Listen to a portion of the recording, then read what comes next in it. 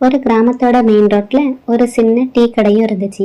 அதோட உரிமையாளர் கந்தசாமி. ஊர் மக்களும் அவரை பிசுனாரி கந்தசாமின்னு தான் கூப்பிடுவாங்க. ஏன்னா அவர் டீயை கொஞ்சம் கூட சிந்தவே மாட்டாரு. வடை சுடும்போது மிச்சமாகிற எண்ணெயை கூட அடுத்த நாள் வரைக்கும் வச்சிருப்பாரு.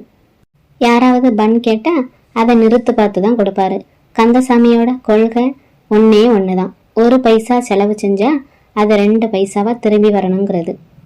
கந்தசாமியும் அவரோட கடையில கஞ்சித்தனமான விதிகளும் வச்சிருந்தாரு. அவர் கடையில அக்கௌண்ட் வச்சு யாரும் டீ குடிக்க முடியாது, அதாவது கடனே கிடையாது.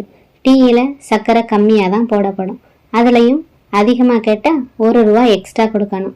கண்ணாடி டம்ளரை உடைச்சா 10 ரூபாய் அபராதம்னு நிறைய கஞ்சத்தனமான விதிகளையும் போட்டிருந்தாரு. ஊர் மக்களும் அவரை கிண்டல் செஞ்சுட்டே இருப்பாங்க. ஏன் கந்தசாமி செத்து போகும்போது கூட கூடவேயே அந்த காசை கொண்டு போறேன்னு. ஆனா அவர் எதுக்கும் அசர மாட்டாரு. காசு இருந்தாதான் இந்த உலகமே மதிக்குங்கிறது அவரோட பதில்.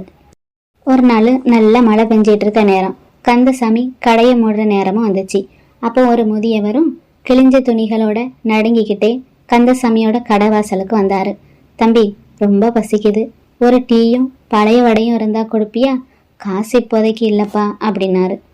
கந்தசாமியும் அவரை ஒரு மாதிரி பார்த்தாரு. இங்க பாருங்க பெரியவரே, இது பிசினஸ், தர்ம சத்திரம் கிடையாது. காசு இருந்தா வாங்க, இல்லைன்னா போங்கன்னு கராராம் சொல்லிட்டாரு. அந்த பெரியவரும் கண் கலங்கியபடியே மலையில மௌனமா நடந்து போனாரு. அடுத்த நாள் காலையில ஊர் மக்கள் ஒரு இடத்த சுத்தி நின்றுட்டு பேசிக்கிட்டே இருந்தாங்க. அந்த முதியவர் மலையில ஒதுங்கி இருந்த இடத்துல மயங்கி கிடந்தாரு. ஊர் மக்களும் அவர் பசியால மயங்கியதாக பேசிட்டு இருந்தாங்க.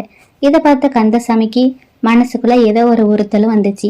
அவர் உடனே ஓடி போய் அவருக்கு ஒரு டம்ளர் சூடான பாலை கொண்டு வந்து கொடுத்தாரு. பெரியவர் கண் விழிச்சாரு.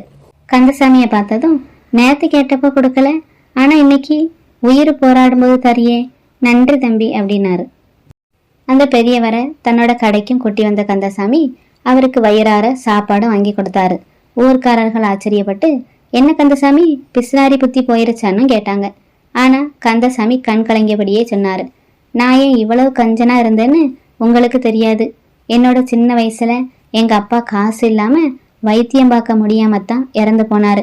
அன்னைக்கு முடிவு பண்ணேன் காசை சேர்த்து வைக்கணும்னு. ஆனா நேத்து இந்த பெரியவரை பார்த்தப்பதான் புரிஞ்சுது, சேர்த்து வைக்கிற காசு மனுஷன் உயிருக்கு உதவலைன்னா அது வெறும் காகிதம்தான். அன்னையிலிருந்து கந்தசாமியும் மாறினாரு. அவர் கடை வாசல்ல ஒரு சின்ன போர்டும் வச்சாரு, நிஜமா பசியில இருக்கிறவங்களுக்கு இங்கே உணவு இலவசம்னு. கந்தசாமி இப்பவும் கணக்கு பார்க்குறாரு, ஆனா பணத்தை கிடையாது, அன்றைக்கு எத்தனை பேரோட பசி ஏற்றி தோன்ற கணக்கு.